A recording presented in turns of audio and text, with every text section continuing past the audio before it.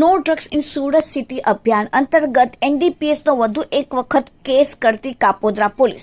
Kapodra police સ્ટેશનના inspector MB Asura, second inspector MR Solanki તેમજ સર્વેલન્સના પીએસઆઈ તેમજ તેમના તમામ સર્વેલન્સ સ્ટાફના માણસોને માદક કેફી દ્રવ્યોની હેરાફેરી તથા પેડલોરો વિરુદ્ધ કાર્યવાહી કરવા માટે સૂચના આપેલ હતી.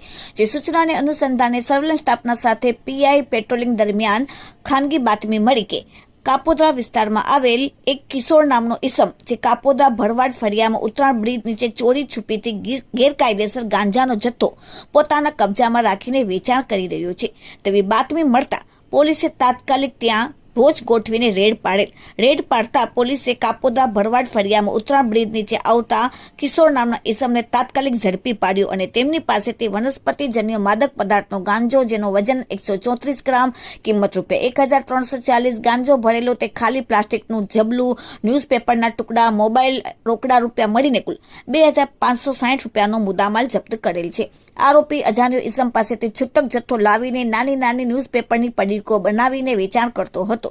આરોપી પાસેથી મળી આવેલ મુદ્દામાલ અને ગાંજાનો જથ્થો આપનાર અજાણ્યા ઈસમને પોલીસે વોન્ટેડ જાહેર કરીને એનડીપીએસ એક્ટ મુજબનો ગુનો રજીસ્ટર કરેલ છે. પકડાયેલ આરોપીનું નામ છે કિશોરચંદ્ર મહારાણા, રહેવાસી કાપોદ્રા ભરવાડ ફળિયું, પેઠાભાઈ કાનાભાઈ ભરવાડના મકાનના બીજા માળે છેલ્લી રૂમમાં સુરત અને મૂળ વતન ગંજામવાડાને પોલીસે પકડેલ છે. તેમજ ગાંજાનો જથ્થો આપનારને અજાણ્યા ઈસમને પોલીસે વોન્ટેડ જાહેર કરેલ છે.